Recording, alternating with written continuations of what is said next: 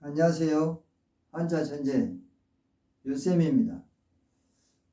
여러분 일상생활에서 잽도 안 된다, 또 터무니없다 이런 말 들어보셨나요? 잽도 안 된다, 터무니없다에 대해서 알아보겠습니다. 잽은 우리가 일상생활에서 자주 듣고 사용하는 말입니다. 혹시 처음 들어본 사람도 있을 수 있어서 한국어로 뜻부터 같이 알아보겠습니다. 잽을 보시겠습니다. 잽은 영어 말이죠. 영어. 잽은 잽이라고도 하고 또 우리가 보통 잽이라고도 하지요. 이 잽은 영어 사전을 찾아보면 주먹이나 팔꿈치로 찌르다 이런 뜻도 있고 또 권투에서 잽을 먹이다 이런 뜻도 있습니다. 그런데 잽은 권투에서 빠르고 날렵하게 상대를 치고 또 치고 빠지는 그런 펀치 동작을 가리킵니다. 물론 상대에게 타격은 줄 수는 있지만 잽 몇 번만으로 상대를 KO 시키기는 어렵습니다. 그런데 잽도 안 될 정도라는 것은 결국 너는 나한테 한 주먹거리도 안 된다는 뜻과 같다고 생각할 수 있습니다. KO를 보실까요? KO. KO는 노가웃입니다. 노가웃. KO는 노가웃의 준말이죠. 노가웃의 준말인데 동사로는 노가웃 시키다, 타도하다 이런 뜻이 있습니다. 타도한다는 것은 때려서 무너뜨린다는 뜻이죠. 또 명사로는 녹아웃, 타도 이런 뜻도 있습니다. 이렇게 너는 나한테 잽도 안 돼, 상대도 안 되라는 말을 영어로는 어떻게 표현을 하면 좋을까요? 너는 나한테 상대도 안 돼. 이거를 영어로 You are no match for me 또는 You can't defeat me. 너는 나한테 상대도 안 돼. 너는 나를 이길 수 없어. 이런 뜻입니다. 또 It tastes good but still it's no match for Pizza Hut. 이것 맛있어. 그러나 피자 헛에는 상대가 안 되는 것 같아. 이런 뜻이죠. 위의 예문처럼 너는 나한테 잽도 안 된다를 영어로는 You are no match for me라고 말해주면 됩니다. 친구와 게임할 때 또는 스포츠 경기를 보면서 두 선수를 비교할 때 여러 가지의 경우에 유용하게 쓸 수 있는 표현입니다. 잘 익혀두셨다가 필요할 때 꼭 한 번씩 사용해 보시면 유용할 수 있습니다. A is no match for me. A는 B의 상대가 안 된다.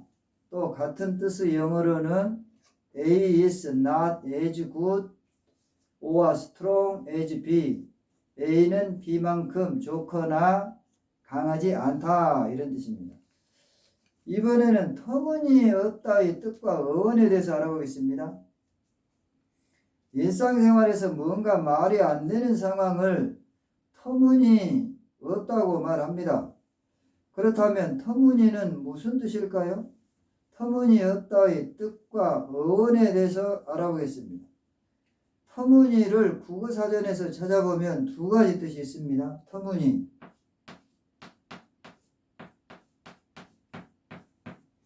국어사전을 찾아보면 털을 잡은 자취 그런 뜻이 있고 또 정당한 이유나 근거 이런 뜻이 있습니다.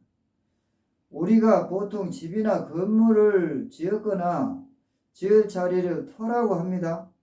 그리고 터를 잡은 자취를 가리키는 것이 바로 터무니라는 뜻입니다. 터무니의 어원을 보시겠습니다. 보통 집을 지을 때 주춧돌이나 기둥을 세워서 집을 짓게 됩니다. 집을 지을 때 기본이 되는 주춧돌이 있습니다. 집을 헐어도 보통 주춧돌이나 기둥은 남습니다. 바로 이렇게 집이나 건물을 지었던 자리에 남은 자취를 터무니라고 합니다. 그리고 주로 터무니없다의 형태를 자주 사용합니다. 터무니없다. 여기서 이 터무니하고 없다가 이렇게 띄어서 써졌습니다. 터무니없다를 띄어서 쓸 때하고 붙여서 쓸 때하고는 또 뜻이 좀 다릅니다. 이와 같이 터무니와 없다를 띄어서 썼을 경우에는 어떤 뜻이냐면 터를 잡을 자치가 없다라는 뜻이 아니고 정당한 이유나 근거가 없다는 뜻으로 쓰일 때는 이와 같이 터무니와 없다를 띄어서 써줘야 됩니다. 이렇게 띄어서 써줘야 됩니다. 이럴 경우에 터무니는 명사로 쓰였고 없다는 형용사로 쓰입니다. 그런데 이제 또 허황하여 전혀 근거가 없다는 뜻의 형용사로 굳어져서 터무니없다와 같이 붙여 쓰는 경우가 있습니다. 이 터무니없다가 터무니와 없다가 붙어서 얘기를 되는 경우는 형용사로 쓰인다 그런 뜻입니다. 보기를 보시겠습니다. 진수의 터무니없는 거짓말을 더 듣기가 싫었다. 여기에서 터무니없는이라는 단어는 뒤에 오는 소리라는 명사를 꾸며주는 말입니다. 그래서 터무니없는은 형용사로 쓰였죠. 그랬을 경우에는 여기를 붙여서 써야 된다 그런 뜻입니다. 또 예를 보시겠습니다. 야, 터무니없는 소리 좀 그만해. 이런 경우에도 이 터무니없는이라는 단어가 소리라는 명사를 꾸며줬습니다. 그래서 터무니없는은 형용사로 쓰였기 때문에 터무니없다와 같이 이렇게 띄는 게 아니고 붙여줘야 된다 그런 뜻입니다. 또 예를 보시겠습니다.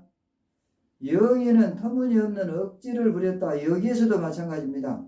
터무니없는이라는 단어가 억지라는 명사를 꾸며서 형용사로 쓰였기 때문에 터무니와 없는을 붙여줘야 된다 그런 뜻입니다. 그러면 이제 터무니없다의 예를 일상생활에서 한번 보시겠습니다. 매우 행복하게 잘 살고 있는 부부가 있었습니다. 어느 날 갑자기 유튜브 채널에서 그 부부를 보고 이런 말을 합니다. 남편의 외도와 여성 편력으로 인해서 조만간 이혼할 것입니다. 어이가 없는 말이었습니다. 원래 연예인들은 가십거리가 많아서 한간에 떠도는 이상한 소리가 퍼져도 굳이 일일이 대꾸를 하지 않고 말을 하지 않습니다. 가십 보실까요? 가십.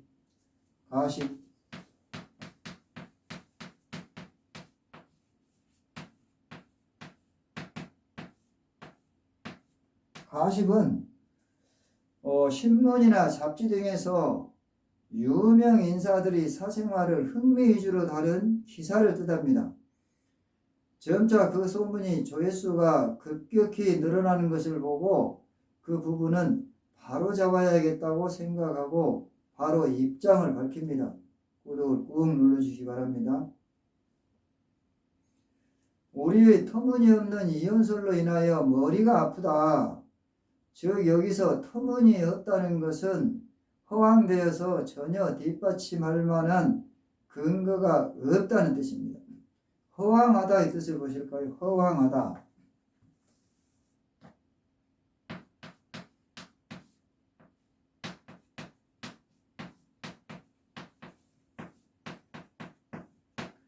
허황하다는 헛되고 황당해서 믿음지 못하다 이런 뜻입니다. 믿음지 못하다는 말은 믿음성이 없다 이런 뜻이죠. 일상에서 자주 사용하는 터무니없다와 잽도 안 된다에 대해서 알아봤습니다. 한자천재 윤쌤이었습니다.